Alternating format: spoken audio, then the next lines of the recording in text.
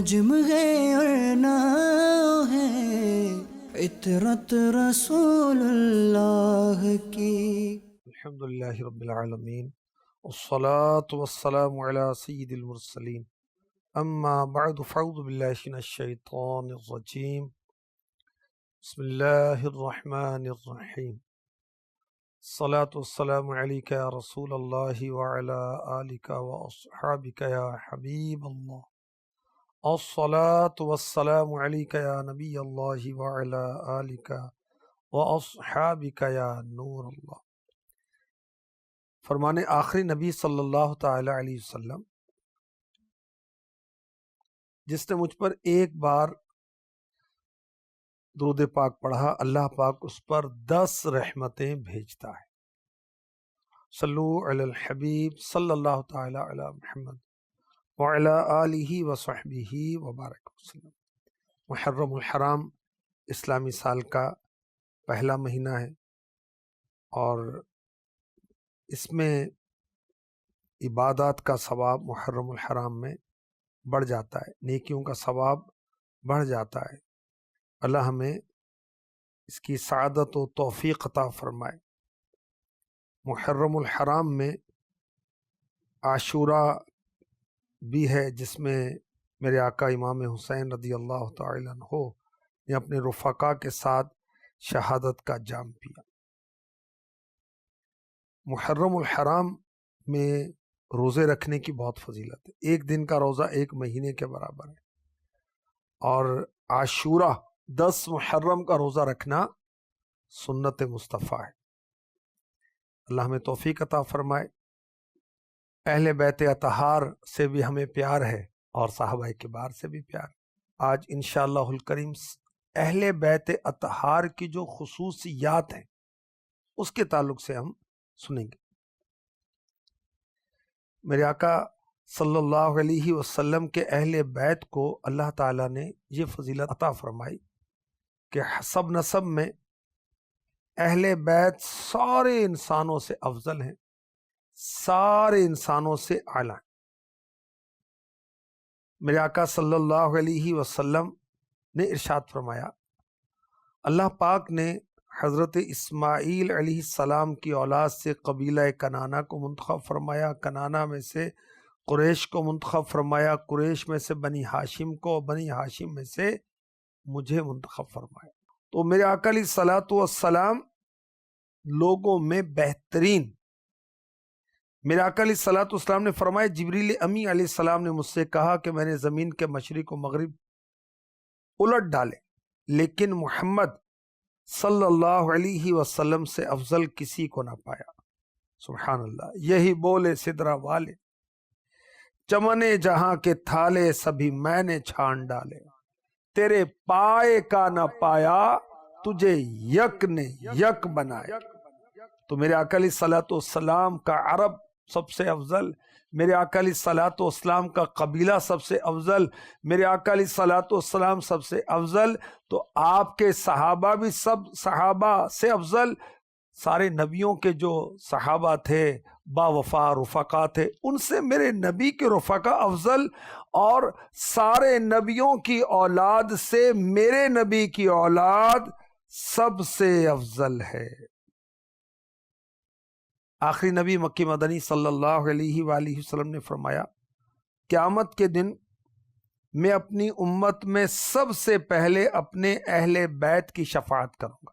اہل بیت میں امہات المؤمنین بھی شامل ہیں، اور میرے آقا علیہ الصلوۃ والسلام کی ساری اولاد شامل۔ پھر دوسرے لوگوں کی سب سے پہلے قیامت کے روز اہل بیت کی شفاعت میرے آقا علیہ الصلوۃ والسلام فرمائیں گے، پھر دوسرے لوگوں کی شفاعت ہوگی۔ ارشاد فرمایا، اور میں جس کی سب سے پہلے شفاعت کروں گا وہ زیادہ فضیلت والا ہے۔ تمنا ہے، فرمائیے روز محشر، تمنا ہے، فرمائیے روز محشر، یہ تیری رہائی کی چٹھی ملی، شفاعت کرے حشر میں جو رضا کی، سوا تیرے کس کو یہ قدرت ملی۔ میرے آقا علیہ الصلوۃ والسلام کے اہل بیت کی خصوصیت کہ آپ کا نسب حسب یعنی اہل بیت کا سب سے افضل و اعلیٰ، اور قیامت کے دن میرے آقا علیہ الصلوۃ والسلام اپنے اہل بیت کی سب سے پہلے شفاعت فرمائیں گے۔ اہل بیت اطہار کی ایک فضیلت یہ ہے کہ اہل بیت کو زکوٰۃ لینا حرام، یہ زکوٰۃ لے نہیں سکتے، اور صدقہ واجبہ لینا بھی حرام اگرچہ وہ مالک کے نصاب نہ ہو۔ عام آدمی مالک کے نصاب نہیں تو مستحق ہے کہ وہ زکوٰۃ لے سکے، صدقات واجبہ لے سکے، مگر سید نہیں لے سکتے۔ کیوں نہیں لے سکتے؟ کیا وجہ ہے؟ سنی، میرے آقا صلی اللہ علیہ وسلم نے فرمایا زکوٰۃ کے مال لوگوں کی میل ہیں، اور وہ محمد صلی اللہ علیہ وسلم اور آل محمد بنی ہاشم کے لیے جائز نہیں۔ تو مال کی میل سید کو دیں گے، سید لیں گے؟ نہیں۔ تو سیدوں کی ایک خصوصیت، اہل بیت اطہار کی ایک خصوصیت یہ ہے کہ یہ زکوٰۃ اور صدقات واجبہ نہیں لیتے۔ بخاری مسلم شریف کی حدیث پاک، ایک دن امام حسن مجتبیٰ سید الاسخیاء راکب دوش مصطفیٰ، راکب دوش مصطفیٰ کا کیا مطلب ہے؟ نبی پاک علیہ الصلوۃ والسلام کے کندھوں پر سواری کرنے والے، کیا نصیبیں ہیں حسن و حسین کے رضی اللہ عنہ۔ امام حسن مجتبیٰ رضی اللہ عنہ ابھی کم سن تھے، چھوٹی عمر تھی، زکوٰۃ کی ایک کھجور اٹھائی اور منہ میں رکھ لی، تو رسول اکرم صلی اللہ علیہ وسلم نے فرمایا چھی چھی، اسے پھینک دو۔ اس کے بعد فرمایا کیا تمہیں معلوم نہیں کہ ہم لوگ زکوٰۃ نہیں کھایا کرتے؟ اس میں ایک بڑا پیارا مدنی پھول ہے کہ بچوں کی تربیت کی جائے۔ ابھی تو بچہ ہے، ابھی تو بچی نہیں، ابھی سے تربیت کی جائے۔ اور یہ بھی پتہ چلا کہ بچوں کو جب کوئی سمجھانا ہوتا ہے تو اس کے انداز میں سمجھانا جاتا ہے، وہ ان کے ذہنی سطح کے مطابق گفتگو کرنی ہوتی۔ میرے آقا علیہ الصلوۃ والسلام نے دیکھیں ایسی گفتگو فرمائی نا کہ امام حسن مجتبیٰ رضی اللہ عنہ جو ابھی کم سن ہیں وہ سمجھ جائیں۔ تو اہل بیت اطہار کی ایک خصوصیت یہ بھی ہے کہ ان کے لیے زکوٰۃ اور صدقات واجبہ لینا جائز نہیں ہے۔ اہل بیت اطہار کی کیا شان ہے؟ میرے آقا مکی مدنی مصطفیٰ صلی اللہ علیہ وسلم کی رشتہ داری اور آپ کا نسب قیامت کے دن بھی قائم رہے گا، حالانکہ قیامت کے دن رشتہ داریاں ختم ہو جائیں گی، نسب ختم ہو جائے گا۔ سبحان اللہ، یہ بھی اہل بیت اطہار کی خصوصیات میں سے ہیں۔ حضرت عمر فاروق اعظم رضی اللہ تعالی عنہ نے نکاح کا پیغام دیا۔ ام کلثوم رضی اللہ تعالی عنہا کے لیے یہ کون ہے؟ مولا مشکل کشا شیر خدا علی المرتضیٰ رضی اللہ عنہ کی بیٹی، خاتون جنت کی بیٹی۔ حضرت علی رضی اللہ عنہ نے ان کی کم عمری کا عذر پیش کیا کہ ان کی عمر تو بہت چھوٹی ہے، اور فرمایا میں ان کا نکاح فلاں فلاں سے کرنا چاہتا ہوں۔ فاروق اعظم رضی اللہ تعالی عنہ نے اصرار کیا اور ممبر مبارک پر رونق افروز ہوئے، فرمایا لوگوں میں نے حضرت علی رضی اللہ عنہ سے ان کی صاحبزادی کے بارے میں نکاح کا کہا اور اصرار کیا، اس لیے کہ میں نے آخری نبی مکی مدنی رسول ہاشمی صلی اللہ علیہ وسلم سے سنا قیامت کے دن میرے تعلق، میرے نسب اور میرے رشتے کے علاوہ ہر تعلق ختم ہو جائے گا، ہر نسب ختم ہو جائے گا، ہر رشتہ ختم ہو جائے گا۔ اب کسی کے ذہن میں آئے کہ بخاری مسلم شریف کی حدیث پاک ہے کہ میرے آقا علیہ الصلوۃ والسلام نے فرمایا اپنے چچا حضرت عباس، اپنی پھپھی حضرت صفیہ، دیگر عزیز و اقارب سے رضی اللہ عنہم اجمعین، میں تمہیں خدا کے عذاب سے کچھ بے نیاز نہیں کر سکتا، یہاں تک کہ اپنی شہزادی نور نظر فاطمہ رضی اللہ تعالی عنہا سے فرمایا اے فاطمہ بنت محمد صلی اللہ علیہ وسلم، میرے مال میں سے تم جو چاہو مانگ لو، لیکن خدا تعالی کا عذاب اور اس کی گرفت ہو تو میں تمہیں کوئی فائدہ نہیں پہنچا سکتا۔ بولے یہ حدیث پاک میں، اور تم کہہ رہے ہو کہ رشتہ منقطع نہیں ہوگا، کوئی تعلق منقطع نہیں ہوگا، قیامت کے روز یہ تعلق قائم رہے گا۔ اس حدیث پاک کا دیکھیں، حدیث ہے یا قرآن کی آیت ہے، اس کا خلاصہ، اس کی تفسیر دیکھی جاتی ہے۔ اس حدیث کا خلاصہ کیا ہے؟ اب کوئی سمجھے اس کا خلاصہ اپنے طور پر نکالے کہ اہل بیت کے میرے آقا علیہ الصلوۃ والسلام کام نہیں آ سکتے، استغفر اللہ۔ حضرت شیخ عبدالحق محدث دہلوی رحمۃ اللہ تعالی علیہ بہت بڑے عالم، بہت بڑے محدث، 500 سال پہلے آپ نے لکھا کہ میرے آقا علیہ الصلوۃ والسلام کا یہ کلام اللہ تعالیٰ سے ڈرانے کے لیے آپ نے مبالغہ کیا، اس لیے کہ اہل بیت کی فضیلت، بزرگی، حضور کی شفاعت اور ان کا جنتی ہونا احادیث صحیحہ سے ثابت ہے۔ اہل بیت اطہار کی ایک اور بڑی زبردست خصوصیت وہ کیا ہے کہ اہل بیت بے عمل ہوں پھر بھی ان کی تعظیم کرنے کا حکم۔ جی، مفتی اعظم ہند اعلیٰ حضرت کے شہزادے، اعلیٰ حضرت کا تو خاندان ہی مفتیوں کا خاندان ہے، یہ تو ولیوں کا خاندان ہے، علماء کا خاندان ہے، یہ بھی مفتی ہیں، ان کی اولاد در اولاد در اولاد در اولاد مفتی ہیں، اعلیٰ حضرت بھی مفتی، اعلیٰ حضرت کے والد بھی مفتی، اعلیٰ حضرت کے دادا بھی مفتی۔ مفتی اعظم ہند لکھتے ہیں سید سے جب تک کفر صادر نہ ہو واجب و تعظیم، اگر کفر ہوا تو پھر تو یہ گیا، اگر کفر نہیں ہوا، گناہ ہے، گناہوں کا سلسلہ ہے، تو اب بھی سید کی تعظیم کی جائے گی۔ کس لیے؟ اس لیے کہ ان کا گناہ بخشا جائے گا، اللہ پاک سیدوں کی غلطیوں سے درگزر فرمائے گا۔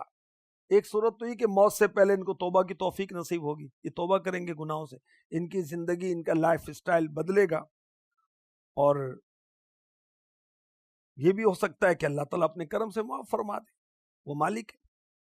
اور قرآن پاک میں ہم نے پہلے سنا انما یرید اللہ لیذہب عنکم الرجس اہل البیت ویطہرکم تطہیرا، اے اہل بیت، اللہ تعالیٰ تو یہی چاہتا ہے تم سے ہر ناپاکی دور فرما دے، تمہیں پاک کر کے خوب ستھرا کر دے۔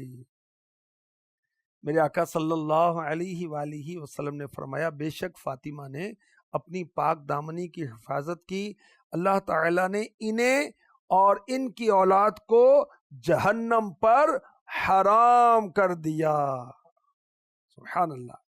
تو اہل بیت اگر فاسق بھی ہے، نماز چھوڑتا ہے، استغفر اللہ، داڑھی منڈاتا ہے، یا اور کوئی گناہوں کا کام کرتا ہے، پھر بھی اس کی تعظیم کی جائے گی، عزت کی جائے۔ کس لیے؟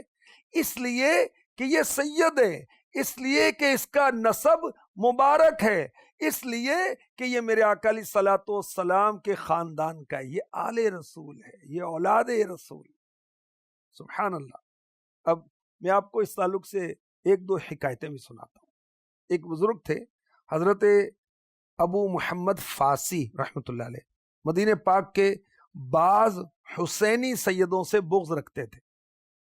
حسینی سید وہ جو امام حسین رضی اللہ عنہ کی اولاد سے ہیں، حسنی سید وہ جو امام حسن مجتبی رضی اللہ تعالی عنہ کی اولاد سے۔ یاد رکھیے کہ سید اسے کہتے ہیں جو خاتون جنت رضی اللہ تعالی عنہ کی اولاد، اور یہ بھی اہل بیت کی خصوصیت ہے کہ نسب کس سے چلتا ہے؟ باپ سے، اور یہاں نسب کس سے چل رہا ہے؟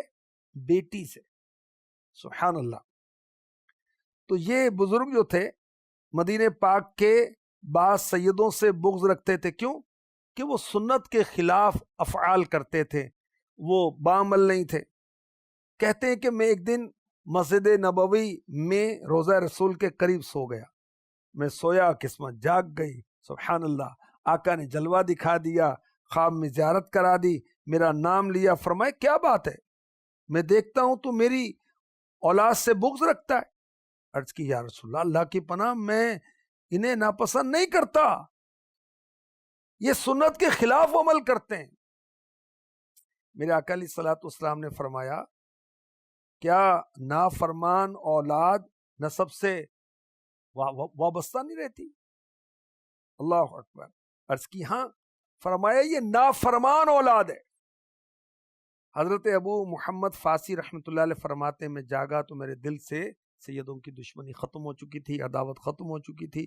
پھر میں جب بھی کسی سید سے ملتا خوب تعظیم و تکریم کرتا.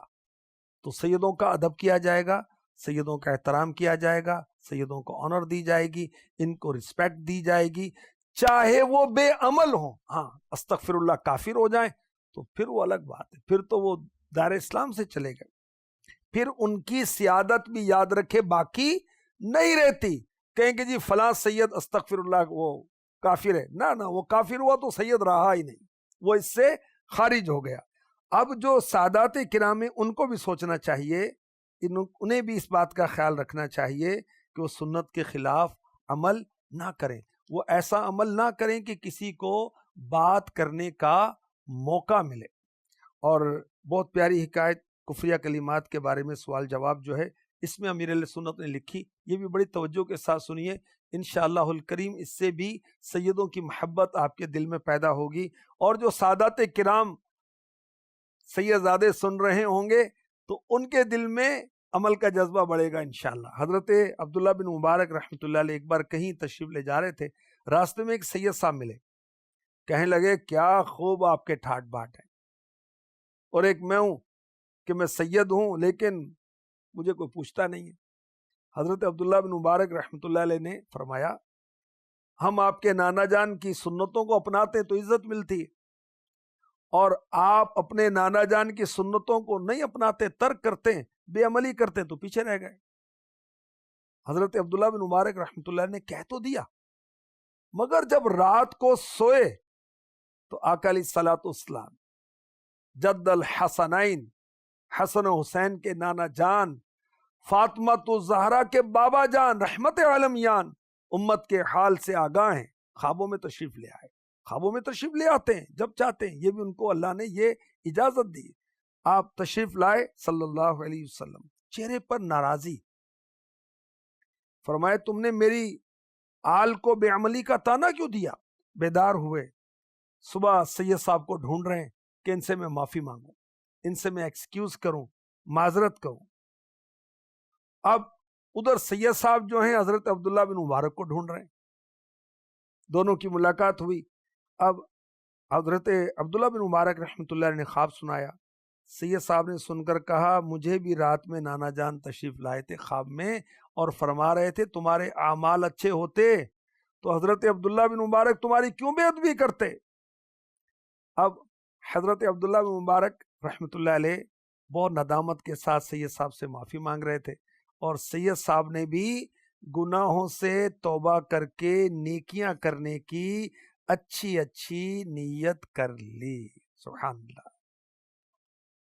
ہم کو سارے سیدوں سے پیار ہے، ہاں پیار ہے، ہم کو سارے سیدوں سے، ہم کو سارے سیدوں سے پیار ہے، ہاں پیار ہے، انشاءاللہ اپنا بیڑا پار ہے، ہاں پار ہے. اللہ سچی محبت سیدوں کی نصیب فرمائے. اور جو سادات کرام ہیں انہیں چاہیے کہ یہ نیک عمل کریں، ٹھیک ہے، اپنے جد اعلیٰ اور اپنے بڑوں کے ارشادات پر چلیں، ان کے احکامات پر چلیں، ان کی تعلیمات پر چلیں. ایک اور حکایت سید عبد الوہاب شعرانی رحمۃ اللہ علیہ فرماتے ہیں ایک سید صاحب کو کسی نے مارا تو مارنے والے کو اسی رات پیارے آقا علیہ الصلوۃ والسلام خواب میں تشریف لائے. اب جس نے سید صاحب کو مارا تھا ان سے رخ انور پھیر رہے تھے. عرض کی آقا میرا کیا گناہ ہے؟ فرمائے تو مجھے مارتا ہے. اللہ اکبر. قیامت کے دن میں تیری شفاعت کروں گا اور تو مجھے مارتا ہے. عرض کی یا رسول اللہ مجھے یاد نہیں میں نے آپ کو مارا ہو. ارشاد فرمایا کیا تو نے میری اولاد کو نہیں مارا؟ عرض کی ہاں. فرمایا تیری ضرب تو نے جو چوٹ ماری میری کلائی پر لگی، میری رسٹ پر، میری کلائی پر لگی. اللہ اکبر. پھر میرے آقا علیہ الصلوۃ والسلام نے اپنی کلائی مبارک نکال کر دکھائی، اس پر ورم تھا، سویلنگ تھی، جیسے کہ شہد کی مکھی نے ڈنک مارا. اللہ اکبر.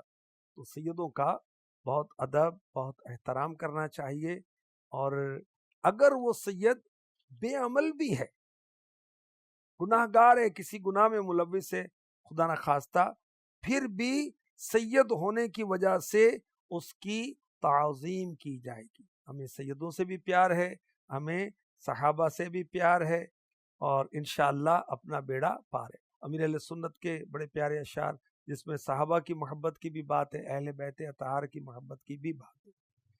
کیوں نہ ہو رتبہ بڑا، کیوں نہ ہو رتبہ بڑا اصحاب و اہل بیت کا ہے، خدائے مصطفیٰ اصحاب و اہل بیت کا۔ آل و اصحاب نبی سب بادشاہ ہیں بادشاہ، آل و اصحاب نبی سب بادشاہ ہیں بادشاہ۔ میں فقط ادنا گدا، میں فقط ادنا گدا اصحاب و اہل بیت کا، کیوں نہ ہو رتبہ بڑا اصحاب و اہل بیت کا۔ امیر اہل سنت کے ہی کلام ہے، مقطع میں فرماتے ہیں، یا الہی شکریہ عطار کو تو نے کیا، یا الہی شکریہ عطار کو تو نے کیا، شعر گو مدحت سرا، شعر گو مدحت سرا اصحاب و اہل بیت کا، کیوں نہ ہو رتبہ بڑا اصحاب و اہل بیت کا۔ اللہ ہمیں اصحاب کی یعنی صحابہ کرام کی اور اہل بیت کی سیدوں کی کامل محبت نصیب فرمائے۔ صلو علی الحبیب صلی اللہ تعالی علی محمد وعلی آلہ وصحبہ وبارک وسلم۔ اہل سنت کا ہے بیڑا پار، اصحاب حضور نجم ہے اور ناؤ ہے، عطرت رسول اللہ کی۔